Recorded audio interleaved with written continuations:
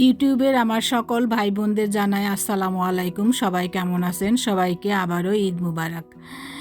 আজকে এই তো ঈদের আগের দিন, ঈদের মিষ্টি আমরা জানি যে সবাই আমরা এটা করি, মিষ্টি জাতীয় জিনিসগুলো ঈদের আগের দিন করে রাখি। যেমন রোজা ঈদের সময় রান্না টান্নাও আমরা আগের দিন করে রাখি, তখন যেহেতু শীত থাকে।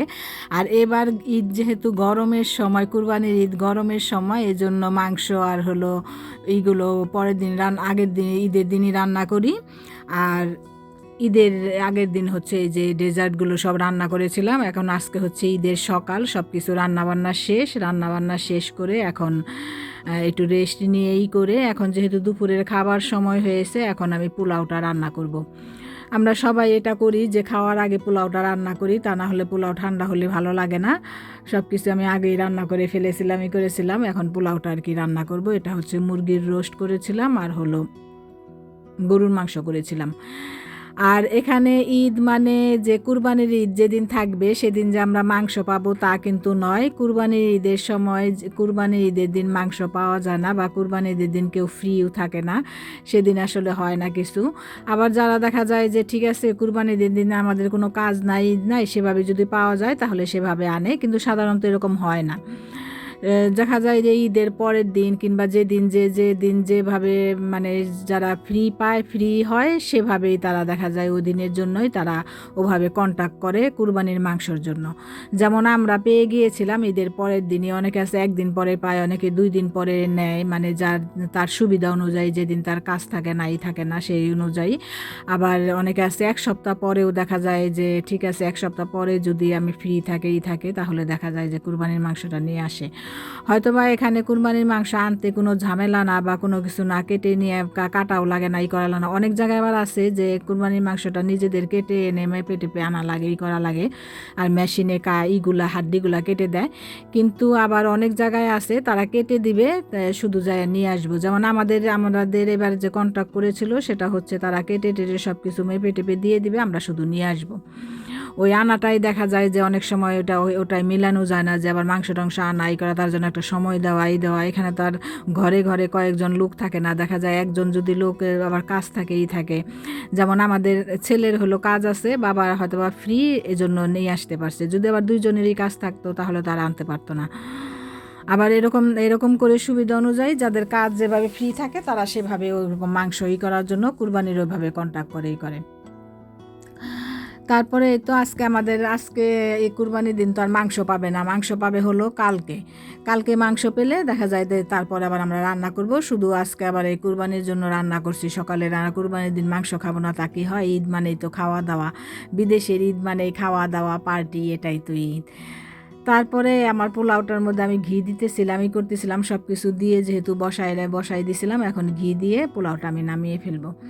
আর বিকেলে যাব বাইরে। আর ফ্রান্সে এখন অনেক গরম, মানে 32 ডিগ্রি তাপমাত্রা, প্রায় 4 দিন ধরে 32 ডিগ্রি তাপমাত্রা। আমার সালাদ ছিল না, সালাদ নিয়ে আসছে যায় এখন। এটা হচ্ছে সালাদ পাতা, ঠিক কপি পাতার মতোই দেখতে, কিন্তু এটা ফুলকপি না, ফুলকপিটা আবার অন্যরকম। এটার ভিতরে মানে সফট ফাঁপা, আর পাতাগুলো এত বেশি সফট, মানে একদম কুড়মুড়ে করে যেন খাওয়া যায় আর কি, এরকম। কিন্তু এখানকার কফি পাতা হচ্ছে পাতাকপি যে পাতাটা, সেটা আবার অনেক বেশি শক্ত। এটা হচ্ছে মানে শশাটা এমন থাকে, এরকম বড় থাকে পিস হিসেবে এগুলোই করে। এটা হচ্ছে আমাদের সাইকেলের চেনের তেল, এটাও পাইছে, এটা নিয়ে আসছে।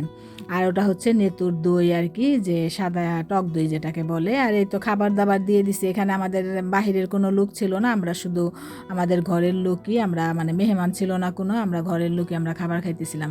যেটা বলতেছিলাম যে ফ্রান্সে এখন এত বেশি তাপমাত্রা, এত বেশি রোদ, চারোদিকে মনে হয় যেন একদম খা করতেছে। ঘরের ভিতরে একদম স্বাভাবিক তাপমাত্রা, ফ্যান ছাড়া দেখা যায় যে থাকা যায়, করা যায়, শুধু স্বাভাবিকভাবে কোনো কাজ টাজ না থাকে, রান্না না থাকে, বসে থাকলে দেখা যায় থাকা যায়। তারপরেও দেখা যায় ফ্যান, যেহেতু গরম সহ্য হয় না, আর শীতের দেশের মানুষ সাধারণত গরম সহ্য করতে পারে না। আমরা বাংলাদেশে এত গরম থাকে, এতই থাকে, কারেন্ট থাকে না, কিন্তু এখানে যদি সেরকম হতো মানুষ অসুস্থ হয়ে যেত একদিনেই। কিন্তু এখানে 32 ডিগ্রি তাপমাত্রা, 32 ডিগ্রি তাপমাত্রা যেহেতু সপ্তাহে 3-4 দিন হয়ে গেছে, আরও নাকি 1 সপ্তাহ থাকবে, 1 সপ্তাহের বেশিও থাকবে, তাহলে তো আরও বেশি মানে চারোদিকে গরম হয়ে যাবে। তখন দেখা যায় আরও বেশি খারাপ লাগবে।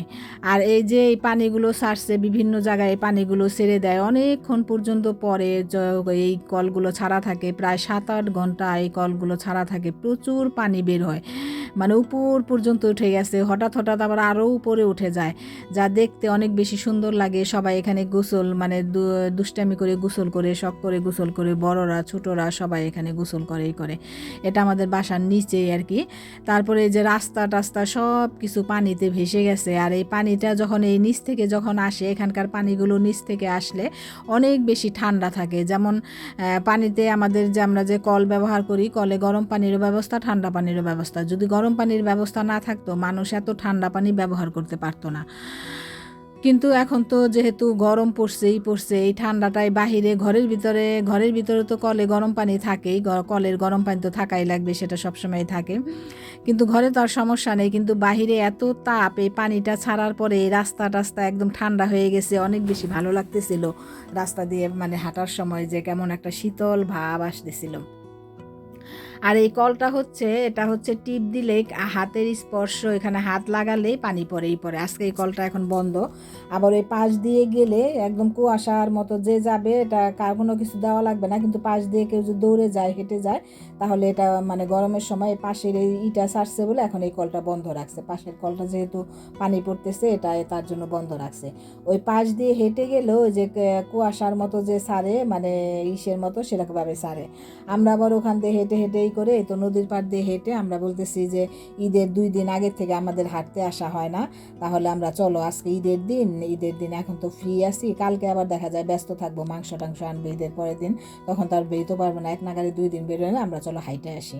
পরে এই তো শাড়ি টাড়ি পরে সেজে গুজে ঈদের দিন সাজুগুজু না করলে কি হয়, পরে আমরা আবার এই বাংলাদেশি শাড়ি পরে হাঁটতেছিলাম। মানে দেখে আবার সবাই করতেছে, বাংলাদেশি শাড়ি পরে তো সাধারণত লোকজন বেশি মানে কেউ বেরোয় না, করে না, খুব কমই এটা দেখা যায়। এরকম আবার দেখলে করলে ওরা আবার খুব করে ফিলিসি, মানে ধন্যবাদ বানায়, সুন্দর লাগতেছে, কাটতেছে এরকম বলে। পরে আমরা এই যে হাঁটতেছিলাম, আর এত বেশি তাপমাত্রা, যার জন্য যে 32 ডিগ্রি তাপমাত্রা 1 সপ্তাহ পর্যন্ত। আর ইউরোপে নাকি 100 বছরে এত তাপমাত্রা কখনো বাড়ে নাই, এইবার যেরকম বেড়েছে যে আরও নাকি বাড়বে তাপমাত্রা। তাহলে কেমন হবে? আমরা একদিন মাসরে গিয়েছিলাম এই দিন, মানে আমি তো এর মধ্যে আর বাহির হই নাই। মাসরে যাওয়ার পরে তখন ছিল প্রথম দিন, গরম ছিল আর কি, প্রথম গরম পড়ছিল সেই দিন আমি মাসরে গিয়েছিলাম, যেটা আর কি হাটের মতো আর কি বাজার, সপ্তাহে 2 দিন না 3 দিন বসে, দিনের 2টা পর্যন্ত থাকে। সেখানে যাওয়ার পরে আমার এত খারাপ লাগছিল আর এত গরম লেগে গিয়েছিল, পরে পার্কের ভিতর দিয়ে যে আসলাম, ওই ভিডিওটা তো দিয়েছিলাম, পার্কে না ওই ভিডিওটা এখনও দিই নাই। পার্কের ভিতরে আসার পরে এত বেশি গরম আর অস্থির লাগতেছিল, পরে আমরা ওখানে রেস্ট নিয়ে আসি করি। কিন্তু ওই মাসে হাঁটার পরে একদম অস্থির হয়ে গেছিলাম। তারপর থেকে আমার ঘর থেকে বেরোতেই একদম ভয় লাগে, আমি এই গরমের মধ্যে, এই রোদের মধ্যে আর ঘর থেকে আর বেরোই না, সারাক্ষণ দেখা যায় মানে ঘরেই থাকি। ওই বিকেলে একটু হাঁটতে বেরোই, তাই যাওয়ার পরে মানে মনে হয় যেন অস্থির হয়ে যাই, যে এত গরম লাগে কেন, এত অস্থিরই লাগে কেন।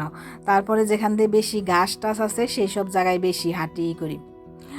আর এখন এই যে আমরা স্টার দ্য ফলসের এই রাস্তাগুলোর একটা ভিডিও দিয়েছিলাম, যে রাস্তার মধ্যে অনেক বেশি মানুষ ছিল, আর দূরে যে নৌকার মতো একটা চাঁদের মতো ঘরের চাল দেখা যাচ্ছে নৌকার মতো, ওটা হচ্ছে এই স্টার দ্য ফলসেরই একটা অংশ। ওখানে হচ্ছে সুইমিংয়ের জন্য ওই জায়গাটা, অলিম্পিকের সময় এটা তৈরি করা হয়েছে। অলিম্পিকের সময় যেহেতু সুইমিং গেম ছিল, যেটা ওখানে হয়ই করে, আবার এমনি আবার যারা সুইমিং করতে চায় তারা টিকিট কেটে ওখানে সুইমিং করতে পারে, তার জন্য ব্যবস্থা আছে।